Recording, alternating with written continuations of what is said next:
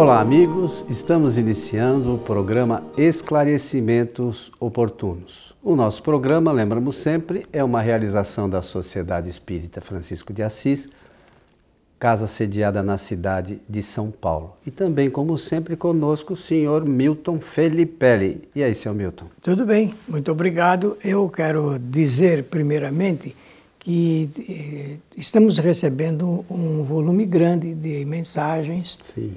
Solicitações, perguntas, observações, algumas análises críticas, né, que nós agradecemos. E continue mandando. Nós certamente chegará o momento de colocar aqui no programa essas contribuições. Pela oportunidade, desejar a todos que os bons espíritos nos ajudem sempre. Ô, senhor Milton, muito bem, como fazemos regularmente, atendemos aqui as solicitações encaminhadas. Então, como você disse, aqueles que quiserem saber algum detalhe a mais, se a gente souber, claro, vamos buscar nas obras fundamentais e trazer aqui para os nossos comentários. E hoje temos aqui uma solicitação que diz o seguinte: somente os espíritos maus podem se tornar visíveis às pessoas? Existe algum método ou prática espírita para impedir isso? Pergunto isso porque, sinceramente, tenho muito medo das almas chamadas, almas do outro mundo. Então, depois aqui a gente dá referência para quem quiser ver isso no livro dos médiuns. Tem alguma coisa lá no capítulo 6º, que é um capítulo que trata especificamente das aparições. É um capítulo importantíssimo, né? A pergunta envolve aí alguns aspectos. O primeiro é com relação à ideia que a pessoa tem, e é por isso que faz a pergunta, sobre quais espíritos podem se tornar visíveis aos homens. No caso presente aqui, da elaboração da questão, a ideia que ela tem é que somente os espíritos maus. Embora tenha feito a pergunta, a gente já percebe que é essa ideia pré-formada de que somente uma categoria de espíritos podem se tornar visíveis. Só uma questão, isso a gente vê inclusive na televisão algumas linhas de pensamento afirmam isso, né, de que só existem aqui entre nós espíritos maus, né? Esquece que os espíritos bons também estão aqui. Evidentemente que os maus estão em maior quantidade, mas há também os bons. Desculpe. Exatamente. Até filmes, né? Filmes Exatamente. Que são criados plasticamente para oferecer uma ideia. É verdade que os filmes não têm esse propósito, né, de abordar tematicamente e doutrinariamente esse assunto. Mas vale a lembrança, sim. Então, esse é o primeiro destaque que nós precisamos fazer. O outro, me permite, deixa eu dar uma olhadinha só na pergunta para me poder ajudar aqui. Será que essa pessoa que fez a pergunta tem algum conhecimento de algum caso? É muito interessante, muito interessante. Tá bem. Vamos então pela análise da ciência espírita. Né? Kardec mexeu nisso com a metodologia científica do espiritismo. Primeiro ponto: todos os espíritos podem se tornar visíveis. Dependendo do quê? Da necessidade de cada um, da vontade de cada um.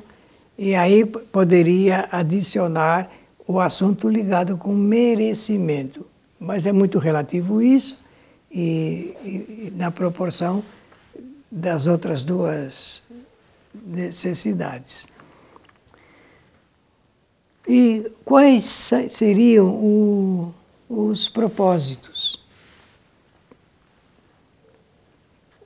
Por exemplo, eu vejo espíritos. Eu vejo espíritos. mas quando eles querem se mostrar e não quando eu quero vê-los. Não tem um seletor que diz, agora eu vou ver o espírito, e viro a chavinha e começo a ver. Não existe isto. E por isso que eu falei da necessidade, merecimento e tudo mais. Esse é um ponto. Então, a essas pessoas que veem espíritos, Allan Kardec chamou, pela ordem das classificações, como médiuns videntes. Quem vê espíritos é médium, e é médium classificado como vidente. Vidente é aquele que vê espíritos.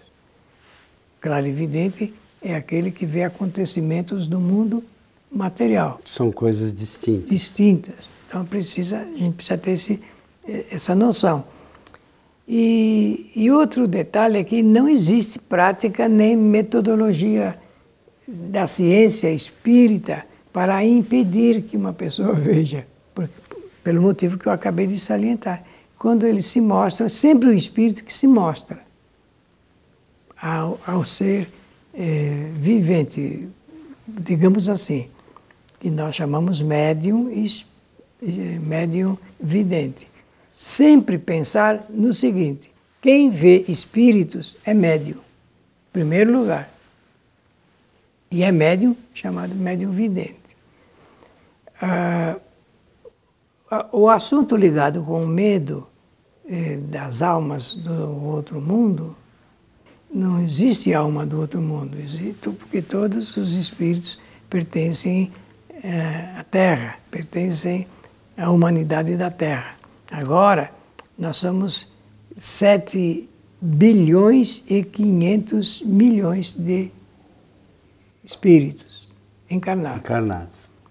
Todos essa quantidade que eu salientei, toda essa quantidade possui a ferramenta chamada mediunidade. Possui. E o Espiritismo chegou ao ponto de fazer algumas indicações a respeito desse assunto ligado com o desenvolvimento da faculdade chamada mediunidade. É uma faculdade do homem, uma faculdade do espírito enquanto encarnado. Então o espírito no mundo espiritual não é médium. Não tem por que ser, né? Não tem jeito dele ser intermediário. A intermediação está desenfaixado do corpo através do pensamento, o processo da comunicação. Passo a palavra agora ao Coelho. Então, essa questão relacionada às aparições, que tive a oportunidade de depois dar uma lidinha aqui no Livro dos Médiuns, ela acontece por conta do perispírito. Então a gente tem que entender uma outra questão, que nós, como encarnados, nós temos o espírito, o perispírito e o corpo físico, né? Nós temos essas 3 coisas. Quando a gente retorna para o mundo espiritual, o corpo físico não tem mais, mas o espírito e o perispírito continuam existindo. Então, o perispírito, no mundo espiritual, é um aglomerado de fluidos que o espírito, pelo seu pensamento, faz em volta dele. E como é que isso se dá? Essas aparições? Pela transformação, outros elementos que o espírito coleta na própria região onde está, e ele faz a transformação do seu perispírito, permitindo que esse perispírito seja visto, às vezes tocado. Uma coisa que o Milton mencionou sobre ser médium, os médiuns não são só espíritas. Há pessoas de todas as religiões, ou até que não tenha religião nenhuma, que tem essa faculdade da mediunidade. Então, tempos atrás me ligou uma pessoa que eu conheço, e é sempre assim, né? Você que mexe com essas coisas, é possível que tenha algum espírito aqui na minha casa? Eu falei, mas por quê? Não, parece que eu vi algum espírito passando, alguma coisa assim, um vulto passando. Eu falei, olha, eu com certeza deve ter uma infinidade de espíritos, porque os espíritos estão, como a gente já falou aqui, ao nosso lado, se acotovelando com a gente. Alguns, como você mencionou, se mostram ou por algum motivo fizeram com que a pessoa tenha tido aquela percepção. Mas, mais das vezes, as pessoas esquecem isso e pronto. Vem só o medo, né, o receio de ser alguma coisa assim a mais, mas os espíritos, do modo geral, não podem fazer nada contra a gente, a não ser pelo pensamento. Então, o que a gente tem que tomar cuidado é, às vezes, como nós pensamos, e conforme nós pensamos, nós atraímos espíritos. Né? Então, a forma deles, eventualmente, nos trazer algum transtorno é pelo pensamento, não pela aparição. Né? A aparição, como você falou, deve ter algum motivo útil que ele se fez visível àquela pessoa. Agora, existem estudos que os espíritos que trabalhavam com ectoplasma um tempo atrás, mas hoje são poucos os lugares que ainda têm esse tipo de trabalho, né, Milton? Que é ligado com a materialização. Materialização, né? Dos espíritos. Olha, Coelho, eu quando comecei a estudar o Espiritismo, em 1957... Eu não tinha nem nascido ainda, Milton. Não, nasci em 58. Um pouquinho depois, eu tive uma ideia, em função das leituras que eu fazia, de que a gente era acompanhado por cerca de 30 a 40 espíritos. Você imaginava? Imaginava, foi uma imaginação no estudo, no início do estudo, não é? Depois eu aumentei um pouco para um pouquinho mais de 100 espíritos diariamente. Agora, depois eu entendi bem aquilo até que você mencionou, de que nós atraímos os espíritos através do pensamento, da qualidade do pensamento. Se a qualidade do pensamento for boa, eu faço a atração de espíritos bons. Se for o contrário, espíritos maus. Isso é o que o Espiritismo ensina, é o ensinamento da doutrina espírita, que a ligação do encarnado com o desencarnado se dá de acordo com a qualidade do pensamento.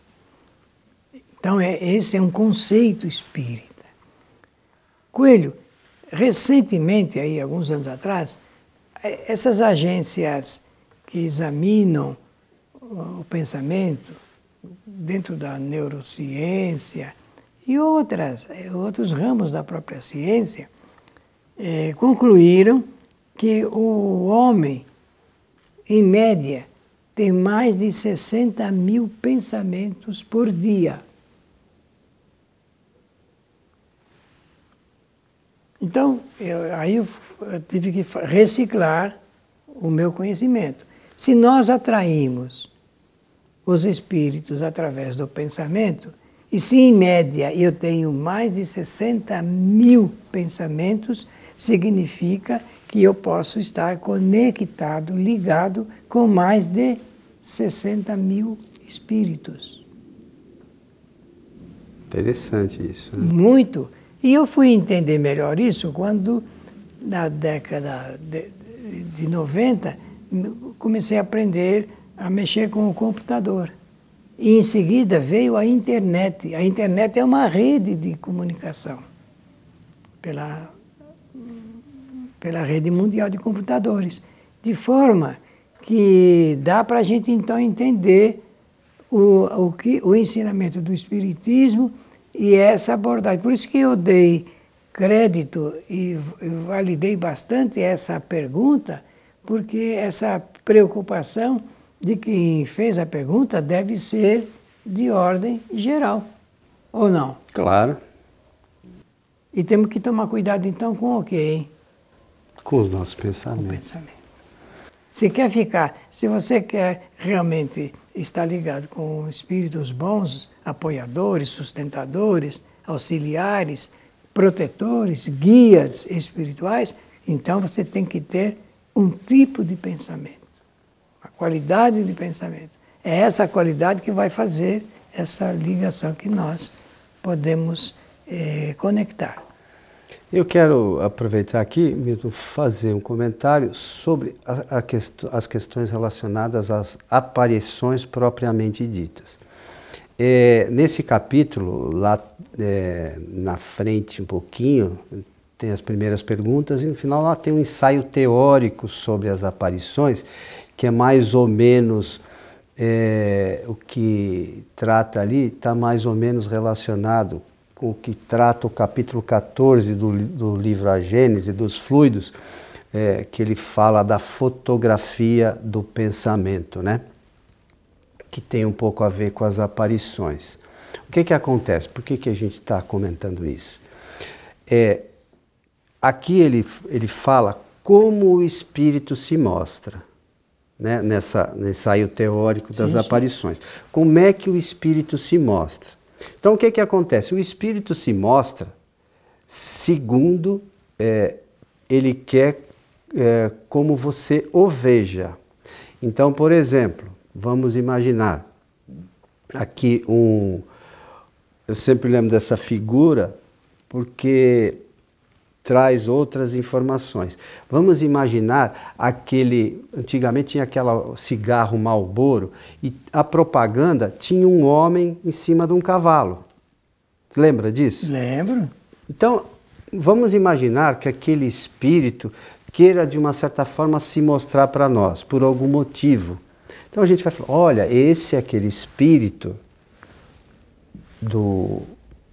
da propaganda do Marlboro, é o seu fulano de tal.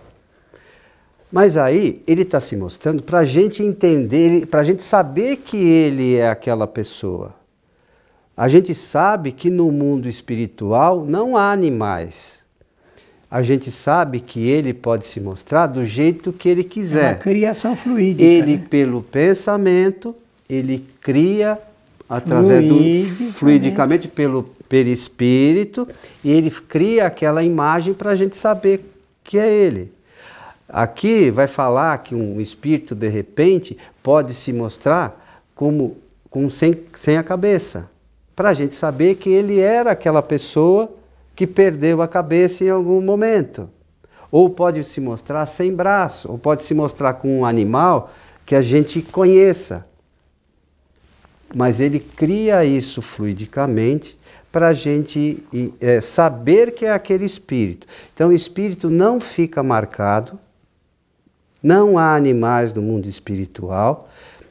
Só para quem quiser, depois pode conferir na leitura desse livro, e se for o caso, leia também esse ensaio teórico das aparições, que está lá no livro A Gênese, no capítulo 14, o capítulo, como o Milton falou, que trata dos fluidos, que é isso que o espírito trabalha para fazer a aparição.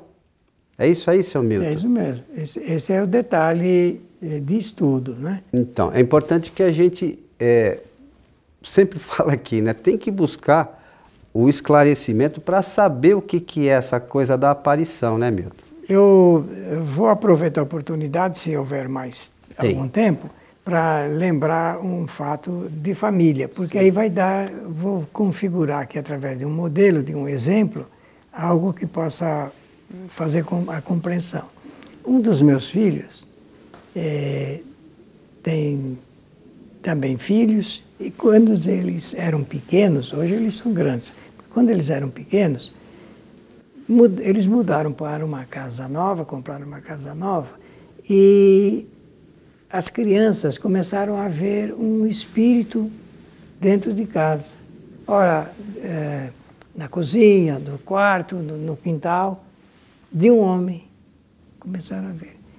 As 5 crianças começaram a ver o mesmo espírito. E elas narravam isso com detalhes, cada uma delas. Eles ficaram assustados, obviamente. A família passou a ficar assustada porque estava constante ali.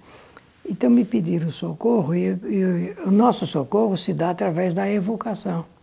Então eu evocamos esse espírito numa reunião e ele então dizia na reunião, no seu depoimento, de que ele era o dono da casa. e que ele era o dono, ele havia pintado a casa novinha e as crianças estavam sujando as paredes. Então, depois do esclarecimento doutrinário, esse espírito compreendeu que ali não era o local dele, não podia fazer isso, morava uma outra família lá e tal, e que ele não era mais proprietário. Esse era o detalhe importantíssimo. E pronto, serenou. O que eu quis, através desse modelo, desse exemplo, salientar as razões pelas quais os espíritos comparecem em um determinado ambiente. Sempre existe um propósito, ou de chamar atenção, ou de pedir alguma coisa, de estar com raiva de alguém, de sentimento de ódio, de vingança. Então, sempre tem esse detalhe ligado com os motivos que fazem com que o espírito se mostre para uma pessoa ou um grupo de pessoas. Tem uma outra questão relacionada com as aparições, que também está relacionada com o sono e os sonhos, né? Que também está relatado aqui nessa questão sobre as aparições. Nós vamos dormir e o que dorme, o que fica ali quietinho é o corpo físico, o espírito se desprende e pode ir e vir à sua vontade. E nesse momento, em muitas vezes, quase todas as vezes, ele tem encontros com outros espíritos. A maioria não se recorda de nada, como eu. Parte se recorda de algumas coisas e outros têm uma lembrança um pouco mais detalhada sobre algumas questões. Mas também é possível, durante o sono físico, os espíritos se mostrarem para nós. E mais uma vez, como é que a gente vai saber que é o espírito de alguém, por exemplo, da minha avó? Ela tem que se mostrar para mim como da minha avó dessa encarnação. Não adianta ela se mostrar na condição dela de uma outra encarnação. Ela tem que se mostrar como o espírito dela era, para que a minha lembrança faça eu saber que é ela. Então é importante a gente fazer a leitura desse capítulo para entender todas essas questões relacionadas às aparições, que todos nós temos um pouquinho de curiosidade, um pouquinho de dúvida, um pouquinho de medo também, né? Todas essas coisas relacionadas a essa questão. É isso, seu Milton? Então, o nosso perguntador, se ler o capítulo por inteiro ou começar a estudar o Espiritismo, vai ter respostas surpreendentes sobre essa matéria. Nós comentamos algumas coisinhas, né? Os assuntos são diversos relacionados às aparições. Seu Milton, chegamos ao final de mais um programa. Obrigado pela pergunta, obrigado pela atenção de todos e desejar que os bons espíritos nos ajudem sempre. Gostaria de lembrar a todos, se você quer assistir esse nosso programa ou os nossos programas anteriores, você pode fazê-lo acessando o nosso site www.kardec.tv ou ainda acessa lá YouTube, lá na pesquisa você digita Allan Kardec TV. Aí clica, você vai acessar o nosso canal. Você vai encontrar a playlist desse nosso programa Esclarecimentos Oportunos e de todos os vídeos que a gente já produziu. São lá hoje cerca de 800 vídeos já à disposição de todos. A você que esteve conosco, o nosso abraço e até o nosso próximo programa.